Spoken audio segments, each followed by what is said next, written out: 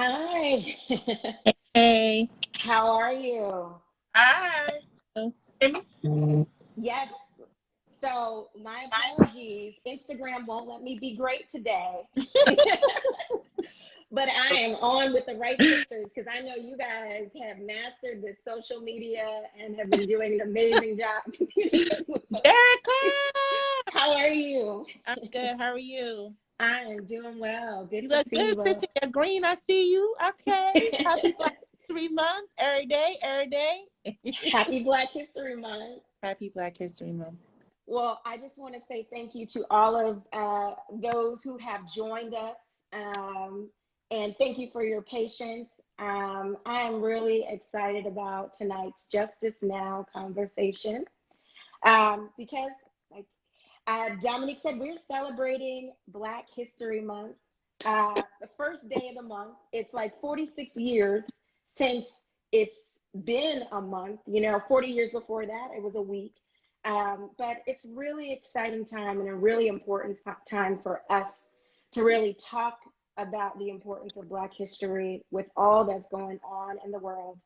And so for those of you who don't know me, I am Jerica Richardson, and I'm the Senior Vice President of Equitable Justice and Strategic Initiatives at the National Urban League. And I am joined by two amazing Black women who are making Black history every single day themselves, Dominique and Ashley Sharpton. Ladies, thank you so much for joining this conversation. Thank you. And thank you for having us. Thank you so much. Jerica, you are such an extraordinary, individual. Like the work that you do. I mean, we represent, of course, Black culture every day. We want to definitely promote, and Black History Month is 365 days of the year. Absolutely. But the work that you do, especially being a young woman of color, has been absolutely just amazing to see and to be a part of, some of the work that you do. As you get out there and you are really a power figure and a real force. So thank you for sharing your voice and for being a real leader in your own right in all that you do. We really appreciate you, and keep up the good work. I was adding it ain't easy. It is Black History 365. Since I can remember frontline work, I've learned about the National Urban League and its leadership, and I'm honored to be a part of this, and I'm honored to share this space with you. Thank you for all you do, and thank you for your work and your service. Yes. Well, thank you both, and thank you for your partnership, because you all are leading one of the largest legacy civil rights organizations in this country, National Action Network, and you all have been an amazing partner to us at the League, to the NAACP, and so many others. And so I thought it not robbery, as we open up Black History Month, to open up with Black women leaders who are doing the work on the ground now. And so I would love for you each to talk a little bit about your roles at NAN and your external roles, because I know you all are in the activism space, but you are also in the creative space. And if we think about Black History Month and think about the civil rights movement, that was a sweet spot where we were able to marry our activism and our culture and creativity to really move the movement along. And so Dominique and Ashley, if you could each tell us a little bit about your work, but also tell us what it's like being the daughters of Reverend Al Sharpton, growing up in the movement. What's that experience been like? So I can start. So I'm Dominique Sharpton. I've been working with National Action Network now for 14 years, formally. So I can say that is almost half of my life. I'm 35. So when I came to NAN, I went to, my track was always entertainment. I wanted to be an actress. Mm-hmm. I produce, create. My thing was I wanted to make sure that Black stories were resonating, in mainstream. And so now we've come a very long way. We've made extensive strides in making sure that our stories are told, but who's behind telling those stories? Mm-hmm. Who are the producers? Who are the creators? Who are the ones that at the end of the day, get to be, at that creative table, making sure that our stories are cultivated and making sure that our stories are broadcasted. So that was really my niche. I came to NAN really as an assistant to my dad on his syndicated radio show, which I now am so proud to actually guest host sometimes, Keeping It Real with Al Sharpton. And I started picking up the phones. Fatima Hamid, who has been a longtime producer of the show and a great, family friend, known us since we were little girls. You know, he used to have me answering the phones. So I would answer the calls. And there was so many people calling from across the country with their crisis situations. And growing up as Al Sharpton's daughters, we were always entrenched in the movement. We went to the rallies, came to all the demonstrations, saw firsthand, how my father led and organized, and, how he really sacrificed a lot of family time to be on those front lines and answer those calls. But to now hear from people across the country calling, to get his help from all across the country with all kinds of issues, from housing to education to, whatever, you name it, they were calling that show. And so I started answering the phones and I was like, wow, Dad, I never really knew, like I knew, but I never really knew how important your voice was and how people really depended on you like this. And so that cultivated a conversation. And long story short, he said, well, why don't you come and get more involved in, the organization from an administrative side. So I started working. I loved working with people. So I started working with membership, and I wanted to work on cultivating, chapters across the country. We now have 104 chapters across the United States, across the country. Where we really penetrate communities and deal with the issues. So every community is different. One community, there could be, housing or issues. Another community, they could be focused on, education inequality. So it just depends on, what community you're talking about. There are different needs around the country. And so I started penetrating those communities, starting to organize members and people to be actively involved in the change we want to see. National Action Network works to push demonstration to affect legislation. So we get out there, we want to make sure that we tackle the issues, and we are concerned about the issues that are relevant to our lives and to our livelihood. But we also are, it's important for us to work towards changing those laws that affect, why these issues exist. And so that's, really what we do at National Action Network. So I got involved in working to organize people on the ground in different various communities across the United States, in all of our various chapters. And then I also started producing and cultivating programs of cultural events for National Action Network, such as our annual Triumph Awards, our Keepers of the Dream Awards, where we honor humanitarians and people who are really cultivating different facets. And really making sure that their voices are heard and they're keepers of the dream, and making sure that we honor them and bring them into the space of the movement. We think about, the movement, we had a lot of entertainers and a lot of funders that were involved in the day-to-day, not necessarily on the front lines with the bullhorn, making things happen, but they helped to keep the wheels turning. People like Harry Belafonte, people that, really made extensive contributions to the movement, but who worked in various lanes. So I worked to help to bring those different facets together in various cultural events, and I'm happy to do so. Kicking over to Ash. Okay, so I grew up, I was more the shy Sharpton. I'm the younger sister, 34, we're just only 14 months apart. So I would say I'm a product of my environment, literally. My parents met on the road with James Brown, so I got that soul flavor. I love it. John King and Jesse Jackson. So that's a mix of what shows being the daughter of Reverend Sharpton. There's a lot of Black excellence around since a young age, even if you don't really understand it. And for me, I'm not afraid to say that anymore. I used to run from it, but my journey was a little difficult because I didn't know who I was, or I didn't want to accept who I was at that time, or how heavy my responsibility would be. But in that same sense, I love the arts. I love performing arts. I love curating shows. My mom works at the Apollo. So I took that on, and we started we created something called Sharp Entertainment Summer Showcases. And we had some of the biggest showcases in Harlem for about 10 years. Tiana Taylor, A$AP Ferg, Young B, all of them came out of our showcases. So that was the first part of my journey.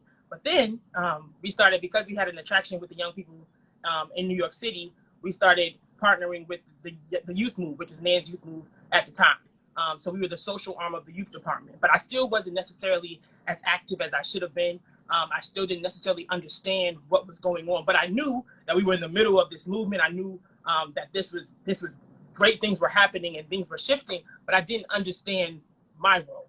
And I didn't really understand how important my father was in that role until my later teenage years. But as you said, a little more about ourselves. I went to Hampton University, and then I went on to work with Kedar Massenberg Media, another Black excellence, Audrey Swanson in the fashion industry. But then I landed back at NAN because I started doing social media with Massenberg Media, and I realized that NAN and Rev's social media imprint, they needed some help there, because at the end of the day, they were doing all the work, but it was not translating to the digital platforms. And that we actually have seen that. We've been a part of that generation, us, you as well, to see how much technology, how much social media has come to play in the movement. Before that, it had no space in the movement, and they accomplished so much. But now, and I'm gonna talk about it a little bit later, we have so much that we can do things with, and we're not moving along as much, in my opinion. We're not doing as much with it as we should be, as my father always says. But with NAN, the 10-year Trayvon Martin anniversary, unfortunately, is coming up. We're going down this weekend in Florida. But that's basically when my own activism and the fire in me went out. When Trayvon Martin died, of course, the whole world was outraged. All of us were outraged because it was asinine. How could this happen over some Skittles in Arizona? This man wasn't even a cop. Like, what this is? We all thought this was plain injustice. And there was no doubt in my mind that there was going to be justice happening, that there would be accountability. But when George Zimmerman got off, there was something in me. I was furious. I was angry, and I decided that's when it all kicked off. That's when we started doing forums at the House of Justice. So if you're not familiar with NAN's weekly structure, we do things weekly, regardless if there is a national issue on the ground that you see us on doing something about or not. So we meet every Saturday. Reverend Sharpton has led rallies since the beginning of NAN, since 1991, every Saturday. And NAN Youth Huddle, which I founded, we meet every Monday. This is our ninth year. But we started after in the non-indictment of George Zimmerman. And basically, we've been on the front line since then. And a big part of the huddle, what we do is an acronym to help unite dreamers to develop, leading, and power. But a big part of huddle is teaching Black history. That's why I was excited to be on tonight. Every huddle we've ever had since December 11, 2013 has started off with the Black History Facts. Yesterday, we started off talking about the 13th Amendment, how that happened on January 31st, 1865. And at the end of the day, we want to make sure our young people, they don't just read the Black History Fact that we choose. One of my favorite things that one of our youth leaders, Aaliyah, who's on right now, Aaliyah Killedy-Nickens, she does is she makes sure that the young people are listening. And she asks questions. So she makes sure they understand, and it's reading comprehension, and they understand why the history matters and how we can relate it to today. So that's what we do. And that's kind of. You all are busy. You all are busy, and I mean, I'm just so proud of you, because you have found ways to tell our stories, each of you uniquely, and contribute to this work and to this movement. And we've seen that if you don't tell the story, if you don't talk about what's happening, you can't move people. You can't spur action. You can't, as Dominique lifted up before, really go from the demonstrations into the legislation, right? How do we take our protests and turn it into power and policy? So, you all are incredible partners, as I said before. And I mean, I totally agree with you, Ashley. I think, the tragic death of Trayvon Martin lit a fire under so many of us. And I will say, for our generation, it really was a telling moment. You remember where you were when you heard about that. I mean, it made us think differently about how people approach us with hoodies. I mean, it just totally transformed, I think, so much for our generation, in the same way that we know Emmett Till did for generations before us, right? So when we're talking about civil rights, we recognize it's on a continuum. When we talk about Black history, we know that each generation is building upon the next. We're learning from those lessons, and we continue to work together, right? This isn't a bifurcated movement. It's not folks born before 1965 and folks we are all working on this together. And so I love how you open up each weekend with Black History Facts, and we learned so much from that.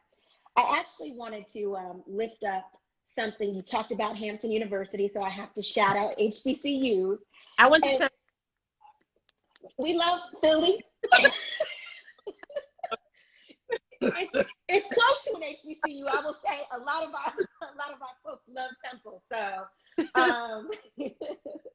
but I just want to I lift that up because of what we heard in the news today, right? When we're talking about, here we are on the start of Black History Month. Right. Not only has Black history been under attack with, people misconstruing what critical race theory really is and what's really being taught in our schools, but now it's not just Black history, but Black people. Our communities are under attack, and they have been. But, historically Black institutions, the fact that over 13 institutions received bomb threats. Right. So first of all, Black History Month, the first day of it. I mean, if that's not sending us a message, I don't know what does. Right. But at first we weren't even hearing about it. At first it was underreported. It's being swept under the rug like it didn't matter. But if that was Harvard or the top of the line schools, it would have been on every station. They would have had students having, online talking about how they were in fear and all that. So, but it basically was swept under the rug already. It didn't matter. Very similar, and I'm sorry to say this and hit you on the head, Howard, but very similar to what happened on Howard's campus. What was on, the students were in a crisis, and they were trying to talk to the administration, and that wasn't televised or amplified as it should have been, in my opinion. Things on HBCU campuses are always ignored, and I went to an HBCU campus, and that's a problem. But there's still an issue today, like Usman talked about today. There's still lack of legislation, even though we talk about Black history, everybody's celebrating Black History Month. And yes, we have made progress, but there's still lack of legislation. There's still lack of respect. Still lack of Black history taught. They're still fighting to remove Black history from being taught in our schools because they're afraid of the truth. That's the problem. And as far as we've gone forward, it still seems like we're going backwards. So that's why it's important that we always talk about Black history and know where we came from, so that we know that the battle is not too hard, that we can't win it. We overcame slavery. We've overcome greater things. So we have our own issues today, but we can go forward if we take from our history what the strategies were, what the mistakes were, and go forward together, in my opinion. Yeah, it was really, really sad to see. And when we're talking about, they're trying to take out critical race theory from, being talked about in institutions. And, we think about, how those, our institutions, our HBCUs were the crest and helm of our movement, of our culture. They're the ones that, our institutions that we built, started from the Black church. And we want to talk about Black history and Black culture. Our institutions are what kept us going and what educated us, and what, it was against the law for Black people to read and write. So our institutions, without them, we would not be where we are today. We wouldn't even be able to have these conversations that we're having. And so I think that we take it for granted, especially our institutions. And like Ashley said, we tend to ignore, a lot of them because of the fact that, we need to do what we need to do our part in making sure that we lift our institutions up and keep them strong, making sure that they're funded, making sure that, we are continuing to produce, the Vice President Kamala Harris's and those that come out of our Black institutions. And we lift that up, and we make sure that, people always understand and respect, the gravity and the strength of our institutions. Because if we don't honor them, then nobody is. But can I add to that? Speaking of institutions, Just said the Black church, Black schools, but I'm gonna take off Black from it. Schools, the greatest institutions in the land, the churches, all great traditions that we honor. Like I said earlier, Harvard, Yale, they would not have their value, not just because of their endowment, but their history of what they produced, who came from those, what was the product of that. You wouldn't know anything about that without that history. So if you erase that, it erases the value of it. How are you going to erase Barack Obama, right? We're talking about. If you erase, you erase our value, and that's what they're. Yeah, I think that's a great point. One of the things that we have to underscore for folks who may look and think, Black people have made a certain amount of progress, is that Black history is American history. Right. All we have to do is look to the civil rights movement and voting rights and housing equity. Every single one of those gains not only benefited Black people, but benefited other Americans. We've kind of been the torchbearers leading the way for justice. And it's something that we can't let folks forget, especially when we're in this space where we see all these, suppressive voting bills across the country. And I know you all were right there in the thick of it. We're marching on Washington again. Getting around. Now, talk a little bit more about that. Well, and shout out to, we can talk about this, but, in terms of the voting rights fight, we know that we are a new administration, that we put in office. Let's be honest, that we fought to make sure they, got in office. And now here we are, we're, over 100 days in, and it's like, we have all of the, not 100, we're over a year in, and we have, all of these issues that we're dealing with. Voting rights as at the helm. There's no way that we can talk about anything else that is more important than our right to vote. And the fact that we've sacrificed a tremendous amount of blood, a tremendous amount of resources, and a tremendous amount of, the fight, of the movement, to get the right to vote. And so for us to now say that, voting rights is not that important. Oh, it's not that sexy. We don't need to talk about it. It's not appealing. If we continue down this road and we see that our rights are being attacked, like if we don't have our right to vote, we lose our power, as Ashley was saying earlier. And so as we see now, the voting rights bill has not been passed. We saw the George Floyd Justice and Policing Act not passed. We've seen that there are extensive legislation in which we as people of color now, we can talk about infrastructure and build back better and all of that. Like, that's great that infrastructure passed. That's wonderful that, yes, we need resources in our community. We need to, make sure that we're dealing with the infrastructure. But at the end of the day, if we don't have our human rights, if our rights are not protected, then we cannot live. Our livelihood is at stake. Right. And so we are all across the country. March 6th, we are commemorating again Selma to Montgomery, that bloody Sunday, where this is the first year that Congressman John Lewis will not be with us in the flesh. We lost a true human, a true giant in our community, in our culture. But we need to go back to that bridge, and we're going back to that bridge by the hundreds of thousands to say, look, we will not accept for President Biden, for the government, for administration, for anyone to take our rights away. And we will peel it back, right, layer by layer. We will keep going back to Washington to fight for this piece to pass, to fight for that piece. Okay, you don't want to take the whole bill? Well, let's talk about it layer by layer. Let's peel it away, and let's deal with what it is that we can get done, and why can't we get it done right now. So we're going to Selma. We're going to march to Montgomery. We're starting on March 6th. We're going to have everybody, ministers, elected officials, everybody who can get down to Selma. We're going to the Edmund Pettus Bridge, and we will convene on Bloody Sunday in the name of John Lewis, in the name of those who shed blood to fight for our right to vote, to say, okay, this is where we are, this is what we need to do, and this is where we need to be heading. This is the most important thing that we need to be focused on right now. If we cannot vote, if we cannot vote, then we cannot live, and we need to take it that seriously. We have been partnering. I just wanted to add to that. You laid it out flat. I'll add two more things. We have been working with the Drum Major Institute with Martin Luther King III and his family, Londa Renee King. She's 14 years old. So proud of her. But they've been leading this fight.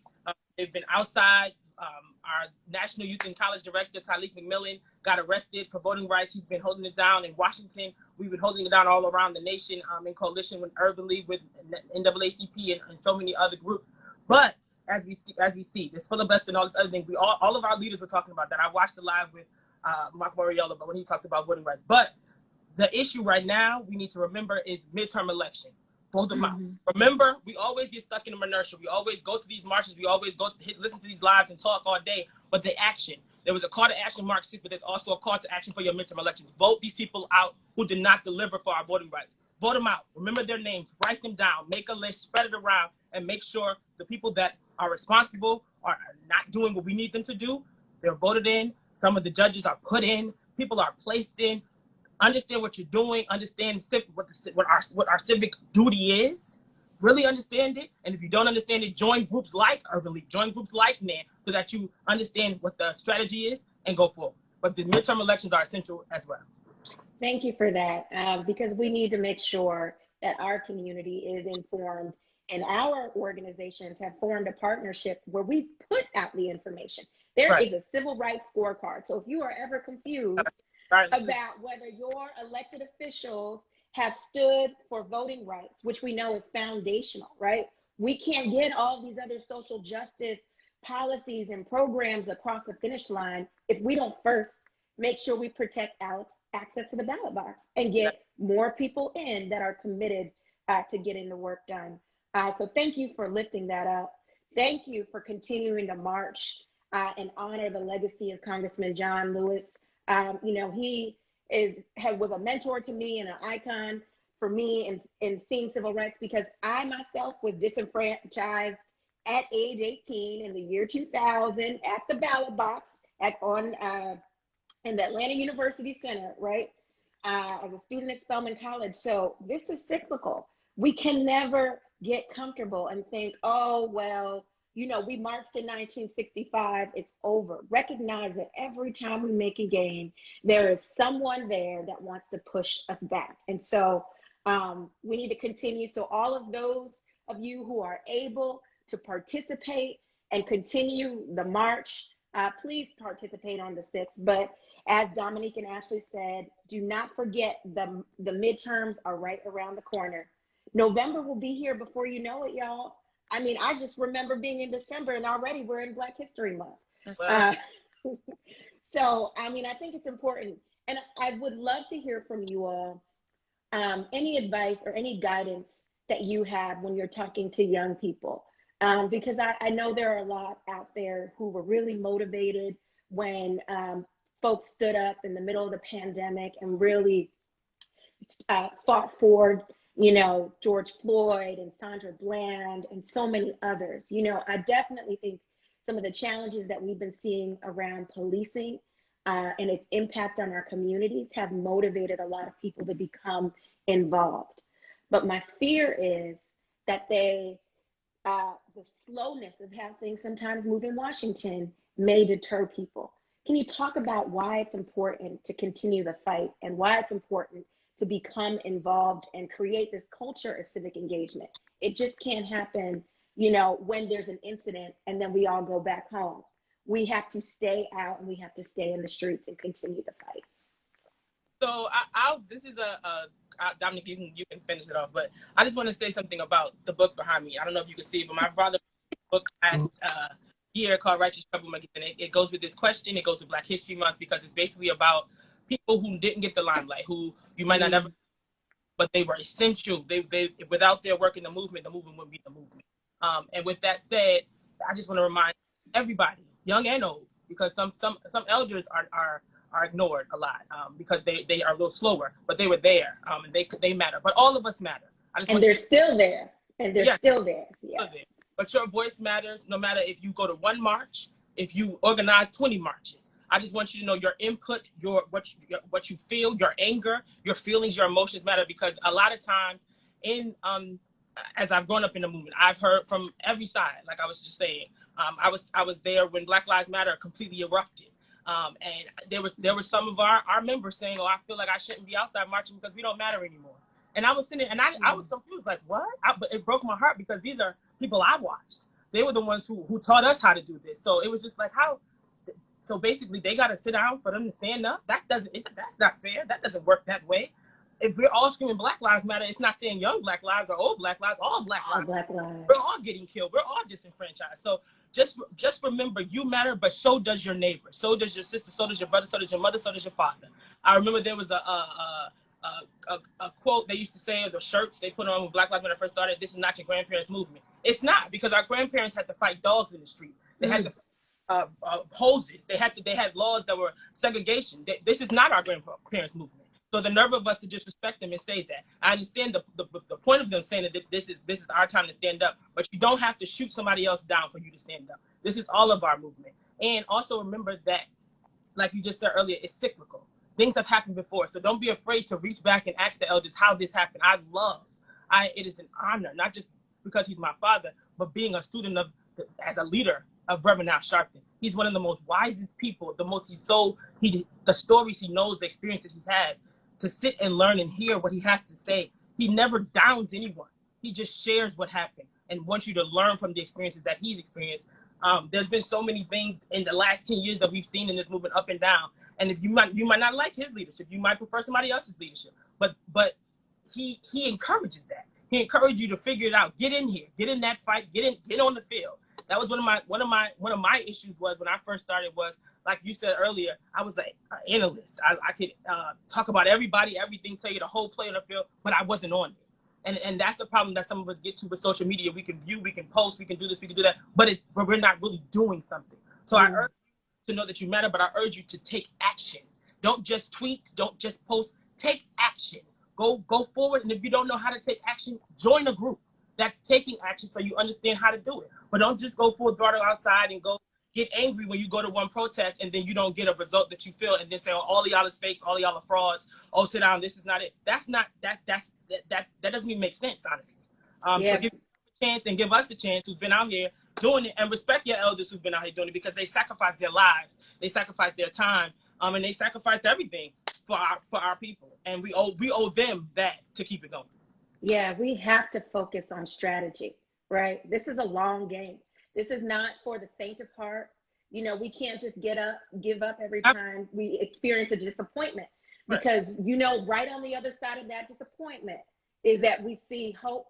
You know, we saw a positive verdict in the George Floyd case with Derek Chauvin being convicted. I mean, I was here in New York, as you all were, when we kept knocking our heads against the wall with Eric Garner, right? And it really wasn't the only justice that his family ultimately ended up getting was getting the officer fired, which in many cases was a big thing, because in other cities, those folks are still on the force. That's 5 years.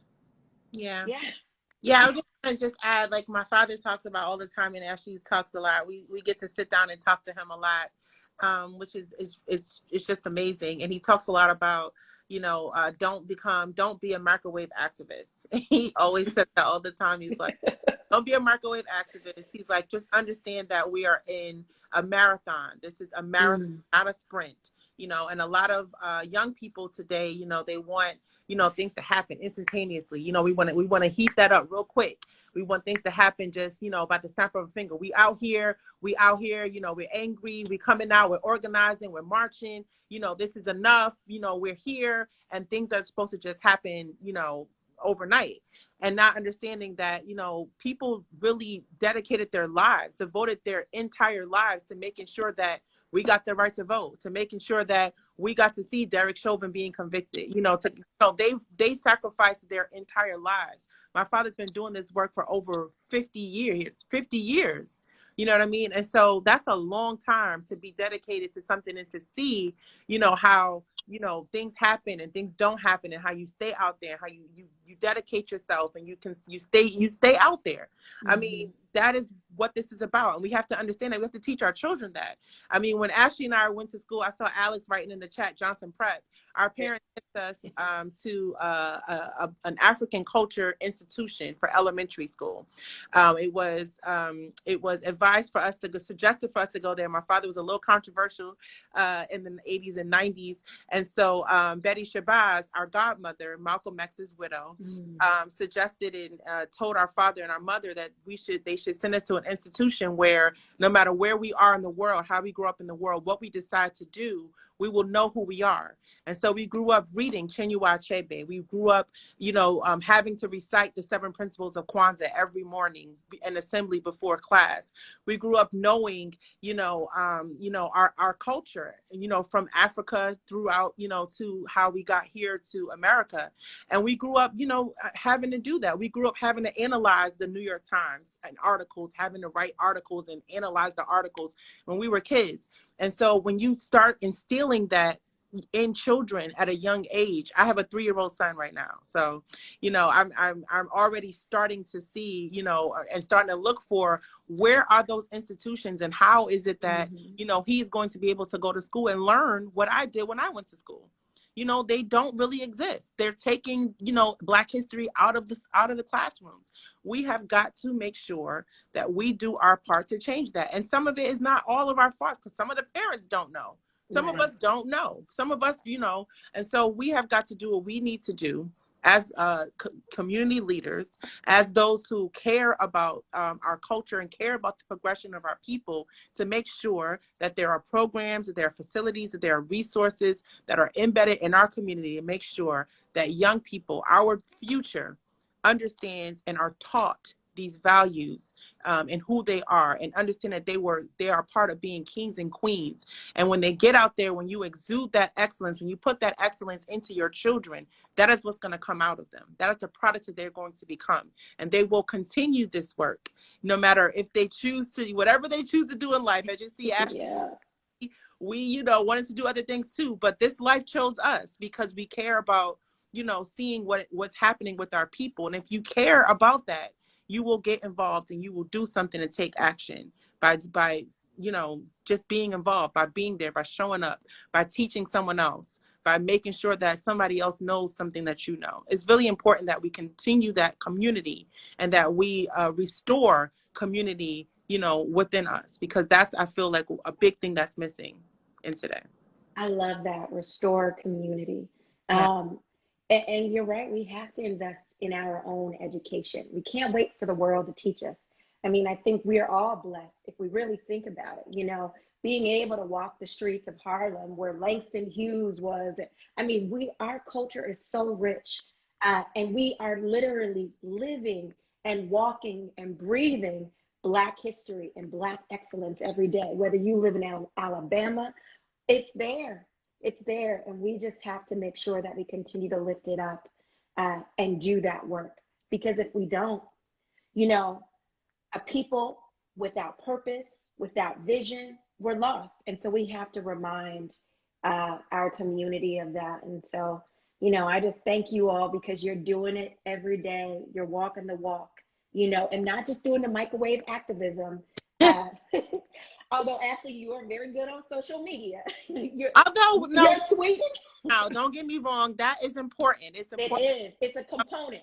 If you feel like raising your voice is getting on Twitter and going, ham on the tweets, that's great. If you feel like, whatever it is that you feel like you can do to be a part of making the change, do that. But all we're saying is stay in it. Like, don't just feel like, oh, I sent this tweet today, so I did something. Or I went to this march, I showed up, I put my fist up, and now I'm an activist. No, you need to be involved in the work. And like you said earlier, Jerica, the strategy. Don't just get out there and be angry and pump your fist up. Have a strategy behind it. What are we trying to accomplish? What policy are we trying to change? What do we want to see happen in our community to change what is going on, to change the climate of what we're seeing, to change the situation that we're so enraged about? We sat here and saw, right before our eyes, violence is erupting in the city of New York. And wherever you're from out there, if you're listening, wherever you're from, violence is erupting in the city of New York. We're seeing police officers being killed.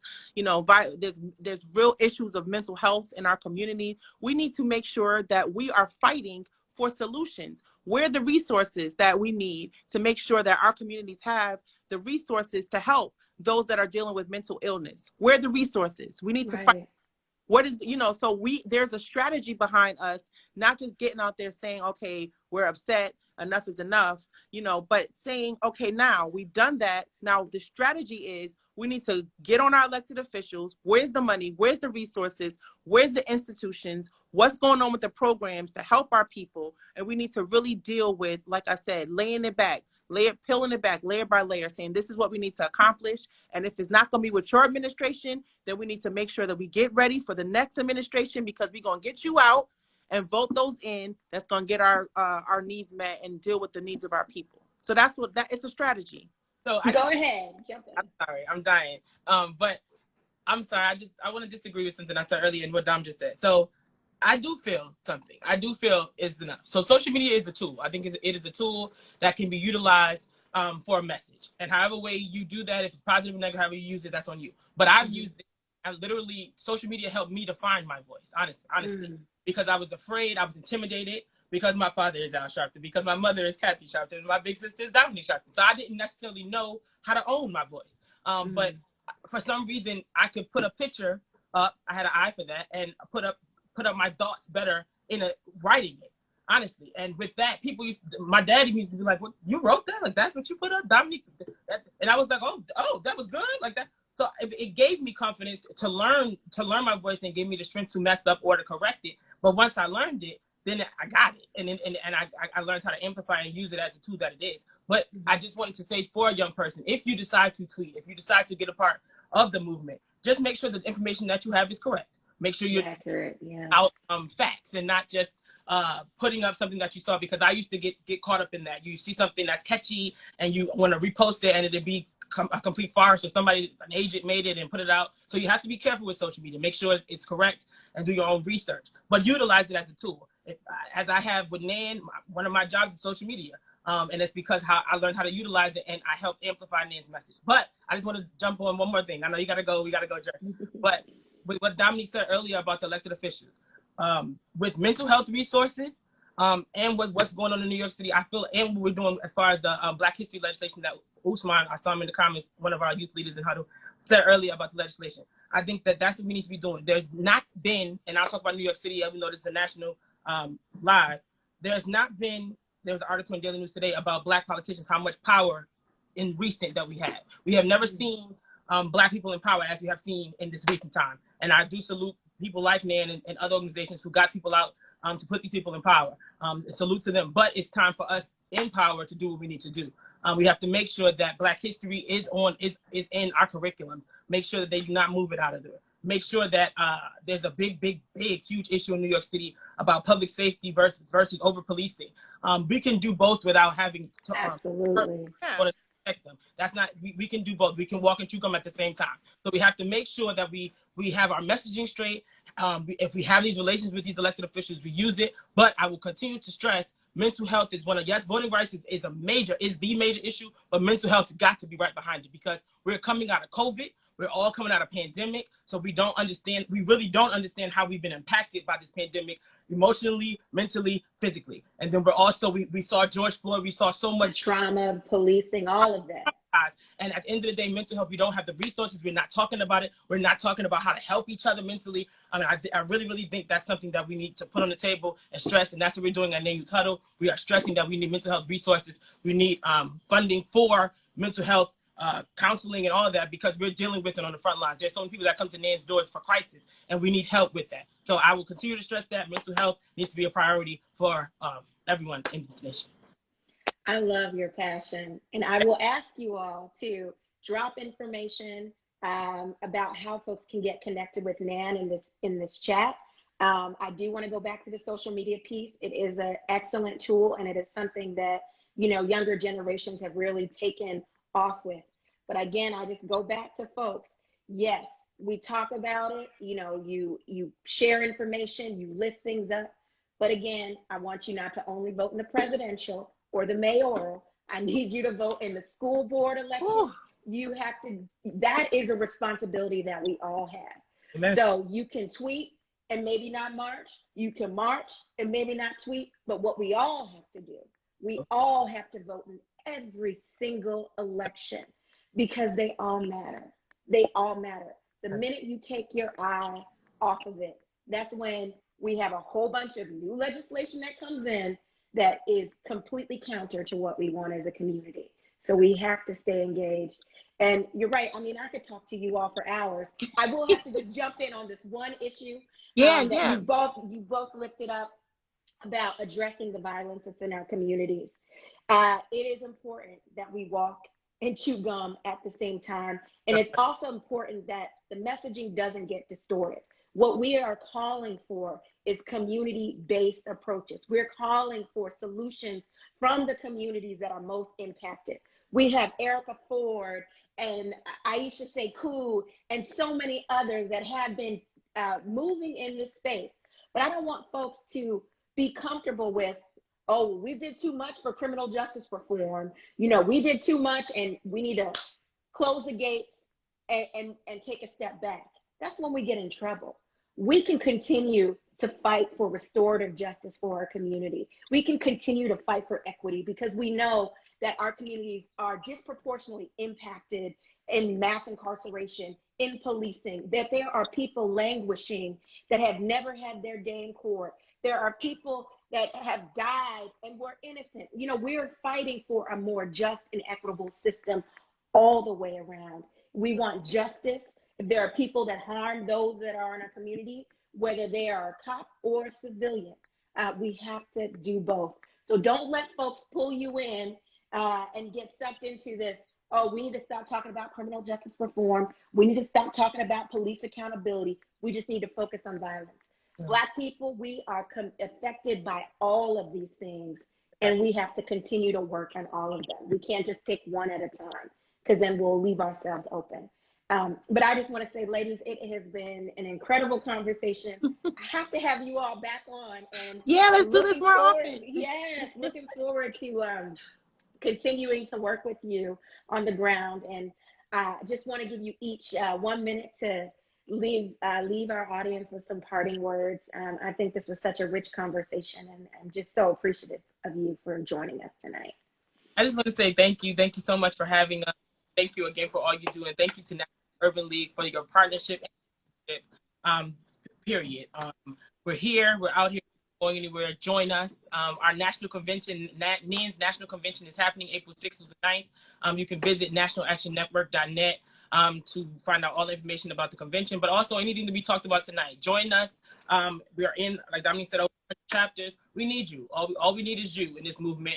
There's a role for everybody, and join us. There's space, and we want you to join us. We need you to join us. Yeah, it's a time to turn. We see a lot of pain happening around. And it's time to turn that pain into purpose. So whatever it is that you do, whatever facet that you work in, identify how it's purposeful, not just for you, but how is it impacting someone else? Are you teaching a young person something that you learned? Are you involved in your community? Are you involved in making sure your community looks better than it did before? Like, what is the purpose that you are exuding, to resonate, for the greater good? My father always talks about, he can't stand preaching funerals of people that are irrelevant.